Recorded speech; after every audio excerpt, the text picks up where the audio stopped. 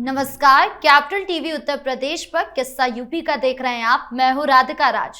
लखनऊ के king George medical university यानी KGMU से सामने आए धर्मांतरण के मामले ने पूरे यूपी के होश उड़ा दिए हैं। ये मामला यूनिवर्सिटी के एक रेजिडेंट डॉक्टर से जुड़ी है, जिसने महिला डॉक्टर के साथ पहले दुष्कर्म किया और फिर धर्मांतरण कराया। जब से ये मामला पुलिस के संज्ञान में आया है, महिला डॉक्टर को 24 घंटे की सुरक्षा दी गई है। साथ ही ये भी खुलासा हुआ है कि KGMU में ये पहली बार नहीं हुआ है जब इस तरह की घटना सामने आई हो। इससे पहले भी KGMU के पैथोलॉजी डिपार्टमेंट से धर्मांतरण से जुड़ी कई शिकायतें मिली है, जिसके बाद कर्मचारियों से लेकर डॉक्टर तक सवालों के घेरे में है। कुल मिलाकर एक यूनिवर्सिटी ने कैसे धर्मांतरण की फैक्ट्री का रंग लिया है, इसी पर चर्चा करने के लिए मेरे साथ स्टूडियो में मौजूद है कैपिटल टीवी के executive editor Rajiv Kumar. Sir, आपका बहुत बहुत स्वागत है। धन्यवाद। सर, एक यूनिवर्सिटी ने कैसे धर्मांतरण की फैक्ट्री का रंग ले लिया? देखिए, एक यूनिवर्सिटी की बात है ही नहीं जी। ये सामने में दिख रहा है कि एक यूनिवर्सिटी है। ये कई यूनिवर्सिटी में ऐसे चाल चले जा रहे हैं और ये पैतरा किसी एक जगह एक यूनिवर्सिटी और उत्तर प्रदेश का ही नहीं है, पूरे देश के अंदर।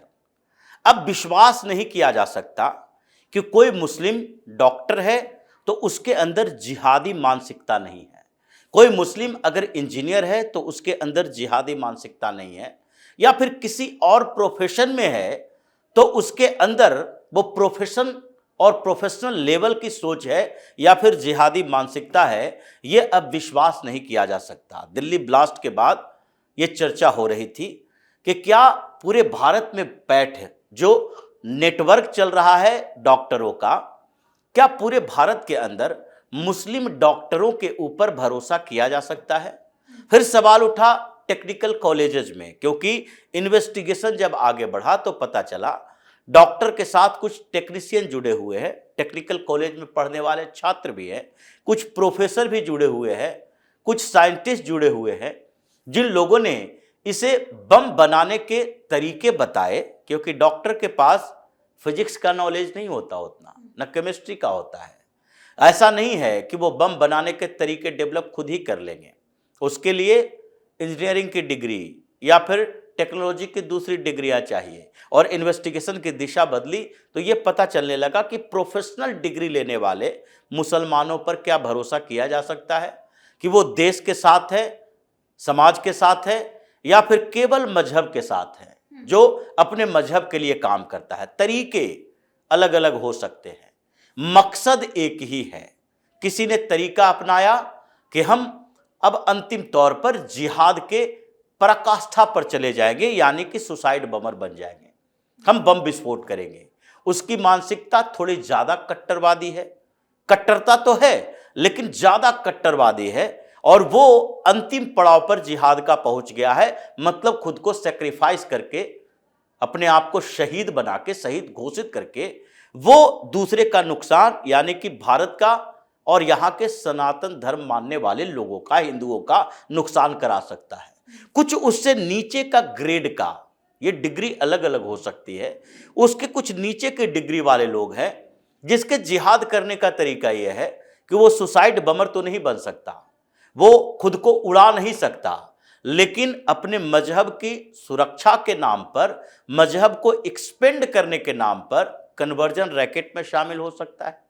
और इसके लिए ये अलग अलग यूनिवर्सिटी कॉलेजेस, जितने माइनॉरिटी कॉलेजेस हैं उन जगहों पर, जितने माइनॉरिटी इंस्टीट्यूशंस हैं उन जगहों पर, इन लोगों को लगता है कि 20-25% अगर गैर मुस्लिम वहां पर है, यानी कि कोई हिंदू है, जैसे अल फलाह यूनिवर्सिटी की बात हुई, तो वहां पर एक माइनॉरिटी इंस्टीट्यूशन है, कश्मीर से लेकर कन्याकुमारी तक अलग अलग क्षेत्रों के मुस्लिम स्टूडेंट वहां पर पढ़ते थे, वो डॉक्टर बन के निकलता था।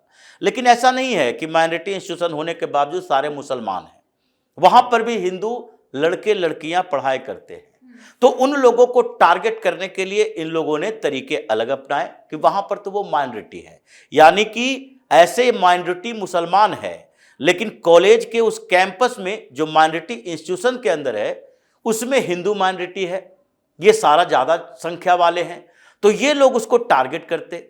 उसके बाद ऐसे माइनॉरिटी इंस्टीट्यूशन में ये लोग पैथोलॉजी से लेकर क्लासरूम तक या फिर दूसरे दूसरे जगहों पर, खाना के टेबल पर भी, हर जगह पर ये अपने मजहब के अकॉर्डिंग चाहे तो नमाज पढ़ेंगे, अजान पढ़ेंगे, या फिर उसके साथ साथ ये रिलीजियस प्रीचर बन जाएंगे, या फिर किसी तकरीर करने वाले मौलवी को बुलाकर इस्लाम की व्याख्या करवाएंगे। अब वहाँ पर मजबूरी हो जाती है, कुछ हिंदू लड़के लड़कियाँ भी चले जाते हैं, और उसके बाद पहले ये रंग दिया जाता है कि देखो ये मोटिवेशनल क्लासेस है, मोटिवेशनल क्लासेस में आपका मोटिवेशन बढ़ाया जाएगा, आपको मोटिवेट किया जाएगा। और मोटिवेशन के नाम पर किया क्या जाता है, ये तकरीर देने वाले जो मौलाना आता है वो शेख चिल्ली की कहानियां सुनाते सुनाते, अलादीन का चिराग बनाते बताते ये सिर्फ और सिर्फ कुरान हदीस की बातें करेगा। उदाहरण के तौर पर होता है, अगर मोटिवेशनल स्पीकर चाणक्य की बात कर रहे हैं, सनातन संस्कृति की बात करेंगे, भगवान श्री राम की चर्चा कर रहे हैं, कृष्ण की चर्चा कर रहे हैं, उनकी बुद्धिमत्ता की चर्चा कर रहे हैं, पंचतंत्र की कहानियों की बात कर रहे हैं, या फिर भारत के राजा महाराजाओं के साथ उसके मंत्रिमंडल में आने वाले लोग, या फिर उनसे जुड़ी हुई कहानियां बता रहे हैं, तेनाली रामन की कहानियां बता रहे हैं, तो इसका मतलब है कि वो सनातन संस्कृति की बात कर रहे हैं। लेकिन जो ये मोटिवेशनल स्पीकर होता है, जिसको माना जाता है, ये जो तकरीर देने के लिए आता है, ये लोग क्या करता है, कुरान हदीस की कहानियां सुनाएगा, अल्लाह की चर्चा करेगा, और उसी से लोगों को भ्रमित करने की कोशिश करता है, और फिर कुरान हदीस की बात करते करते वेदों को की बुराई करेगा, बहुदेववाद की बात करेगा, जिसमें यह कहा जाता है बहुदेव का मतलब कई देवता देवी हैं, जो हिंदू धर्म को टारगेट करेगा। फिर उसके बाद एकेश्वरवाद की बात करेगा, एक ही ईश्वर एक ही अल्लाह है, उसमें हिंदू धर्म को टारगेट करेगा। फिर उसके बाद मूर्ति पूजा का विरोध करेगा, जो हिंदू धर्म को टारगेट करेगा, और फिर इनविजिबल पावर के नाम पर सिर्फ अल्लाह को स्थापित करने की कोशिश करेगा, जिसके कारण जो बच्चे टेक्निकल कॉलेज में पढ़ाई करते हैं, डॉक्टर बनने गए, इंजीनियर बनने गए, जिनको आध्यात्मिक नॉलेज नहीं है, जिन्होंने साहित्य में विचार विमर्श नहीं किया, जिन्होंने इन बातों की हिस्ट्री इतिहास की जानकारी नहीं रखी, वो उस ट्रैप में फंसते हैं, और धीरे धीरे ये उससे नजदीकी बढ़ाता है। एक तरीका लव जिहाद का डेवलप करता है, दूसरे दोस्ती के नाम पर 1-to-1 मार्किंग करता है, एक दूसरे के पीछे एक एक लड़का लगा दिया, एक लड़की लगा दिया, ये दोनों चलता है। लव जिहाद में अपोजिट चलता है, अगर किसी लड़के को टारगेट करना है तो कोई मुस्लिम लड़की उसको टारगेट करेगी, और उसके बाद ये लव जिहाद जो चलता है उस लड़के को कन्वर्ट करवाया जाता है, यानी कि जो सेकंड डिग्री वाले जिहादी हैं वो कन्वर्जन रैकेट में अपने आप का इस्तेमाल करवाता है। वही किंग जॉर्ज मेडिकल यूनिवर्सिटी जिसकी बात की जा रही है, किंग जॉर्ज मेडिकल यूनिवर्सिटी के बदले किंग जॉर्ज मौलाना यूनिवर्सिटी इसका नाम रखना चाहिए, क्योंकि जो लोग गए, जितने डॉक्टर गए, जो और लोग गए, वीसी से मिलने के लिए स्टाफ गए, फिर कुछ छात्र भी गए, उन लोगों का कहना है कि इस यूनिवर्सिटी के अंदर मुस्लिम छात्र जो है वो सब कुछ तकरीर देने के लिए मौलानाओं को बुलाता है, और वो कहीं भी नमाज पढ़ना शुरू कर देता है। जो दूसरे धर्म के लोग हैं उन लोगों को परेशानी होती है, फिर उसके साथ वो कनेक्शन जोड़ता है और कन्वर्जन का रैकेट चलाता है। ये वाइस चांसलर के साथ मीटिंग में ये बातें चली है, मतलब ये मामला अलीगढ़ यूनिवर्सिटी का नहीं है, ये जामिया मिलिया इस्लामिया का नहीं है, ये अल-फलाह यूनिवर्सिटी का नहीं है, बल्कि ये किंग जॉर्ज मेडिकल यूनिवर्सिटी का है। और केवल उत्तर प्रदेश की बात नहीं है कि उत्तर प्रदेश में ये घटना घटी तो प्रदेश की राजनीति में भूचाल आ गया, प्रदेश की व्यवस्थाएं, प्रदेश में हड़कंप मच गया, खलबली मच गई है। वहीं के लोग सोच रहे हैं मजबूरी है, हिंदुस्तान को जिस तरह से हिंदुओं को जातियों में बांटा गया, उसी तरीके से भारत के अंदर प्रदेश की राजनीति ने प्रदेशों में बांटकर एक जगह के हिंदू की समस्या दूसरे जगह जाने से रोक दिया है। जैसे कश्मीर में हिंदुओं को भगाया जा रहा था, कश्मीरी हिंदू के बदले कश्मीरी पंडित करके कश्मीर को केंद्र में रखा, भारत को केंद्र में नहीं रखा कि भारत के एक हिस्से से हिंदुओं को भगाया जा रहा है। ये एक बड़ा प्रोपेगेंडा कॉन्स्पिरेसी रही है, जिसके कारण पूरे देश में इसके खिलाफ आवाज नहीं उठती। एक प्रदेश में घटना घटी, एक यूनिवर्सिटी में घटना घटी और उसके बाद वहीं तक इन्वेस्टिगेशन सीमित हुआ, वहीं तक सजा दी गई और फिर ये दूसरे जगह फलना फूलना शुरू कर देता है। सर, क्या ये यूनिवर्सिटी का मामला हम इसे छांगुर बाबा वाले मामले जैसा देख सकते हैं, क्योंकि वहां पर एक बाबा था लेकिन उनका नेटवर्क बहुत बड़ा था, वैसे ये यूनिवर्सिटी, इसके पीछे का भी नेटवर्क बहुत बड़ा हो सकता है? देखिए, ये एक यूनिवर्सिटी की बात ही नहीं है, ये जानकारी यूनिवर्सिटी से आई है। इसका मतलब है कि अभी योगी की पुलिस, एसआईटी जो अभी इन्वेस्टिगेशन के लिए उतरेगा, ये केवल एक यूनिवर्सिटी यानी किंग जॉर्ज मेडिकल यूनिवर्सिटी की बात नहीं करेगा। ये उत्तर प्रदेश के सारे माइनॉरिटी यूनिवर्सिटी और जितने उत्तर प्रदेश के प्रोफेशनल यूनिवर्सिटी में कॉलेजेस में काम करने वाले या पढ़ने वाले मुस्लिम छात्र छात्राएं हैं, इन लोगों के बैकग्राउंड को चेक करेगा और उसके बाद अलग अलग यूनिवर्सिटी से शिकायतें आनी शुरू होगी। अभी तो ये शुरुआत है। जब एक बार कोई जानकारी सामने आती है तो उसके बाद कई जगह पर जो दबी हुई जानकारी है वो भी सामने आने लगती है। हो सकता है कल होकर अलीगढ़ मुस्लिम यूनिवर्सिटी से कुछ छात्र आए और बोले कि देखो भाई, यहाँ भी कन्वर्जन का रैकेट चल रहा है। जामिया मिलिया से आए, यहाँ भी कन्वर्जन का रैकेट चल रहा है।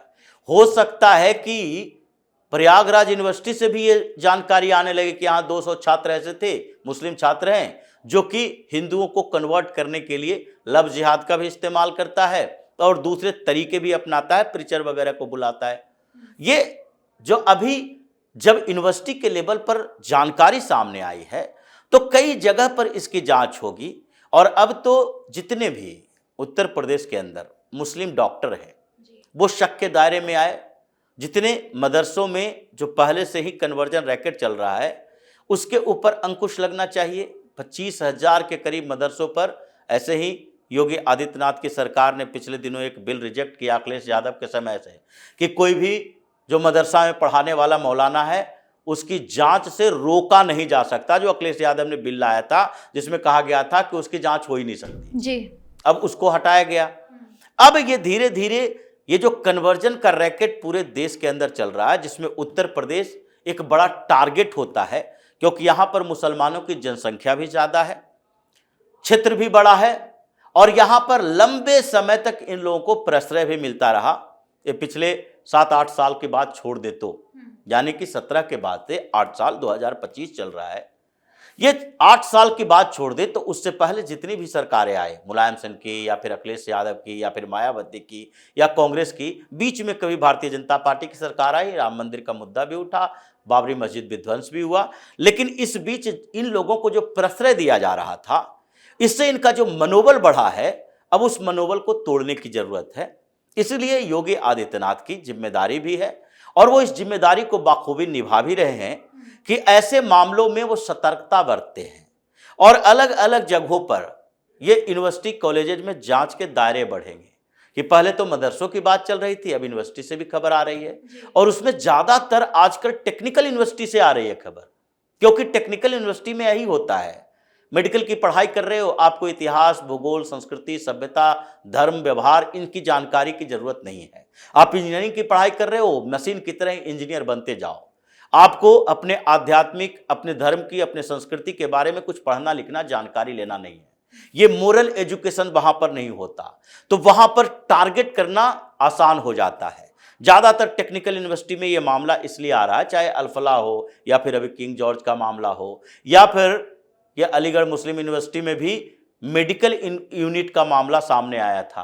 तो ऐसे मामले सामने आ रहे हैं, इसलिए अब एसआईटी के जांच के दायरे बढ़ रहे हैं और अभी ये सारा ये कनेक्शन देखा जाएगा कि कहां कहां से ये पोषित होता है, पैसा आता है, फंड मिलता है और उत्तर प्रदेश में कन्वर्जन रैकेट में शामिल छांगुर बाबा जैसे कई लोग हैं, इन सब लोगों को पकड़ा जाएगा और अभी कुछ समय के अंदर ये परिवर्तन दिखाई पड़ेगा कि कैसे यूनिवर्सिटी कॉलेज में मुस्लिम छात्र जो पढ़ रहे हैं उसके एक एक एक्टिविटी के ऊपर पुलिस की निगरानी तो रहेगी, लेकिन हिंदू संगठन जिसके ऊपर जिम्मेदारी है धर्म और संस्कृति की सुरक्षा की, वो एक्टिवेट होंगे, छात्र संगठन एक्टिवेट होंगे और फिर इन लोगों को बताया जाएगा कि जो कन्वर्जन रैकेट चला रहे थे उसमें आगे तुम्हें कौन कौन सी सजा मिलनी तय होगी।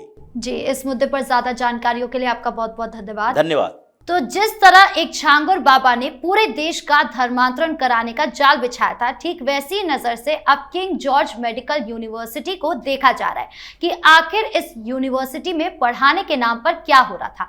क्या डॉक्टरों की मंशा थी? क्या यूनिवर्सिटी में सिर्फ 10 से 12 डॉक्टर के साथ गलत हुआ है, या इसके पीछे का बड़ा नेटवर्क सीक्रेटली किस तरीके से काम कर रहा था? खैर, ये सब कुछ अभी जांच का विषय है। हालांकि यूपी पुलिस का रुख साफ है कि किसी भी आरोपी को बख्शा नहीं जाएगा, चाहे उसके पीछे कितना भी बड़ा हाथ क्यों ना हो। तो इस खास शो में इतना ही। कैसा लगा वीडियो कमेंट बॉक्स में जरूर बताएं। वीडियो को लाइक करें, शेयर करें और चैनल को सब्सक्राइब करना ना भूलें। धन्यवाद।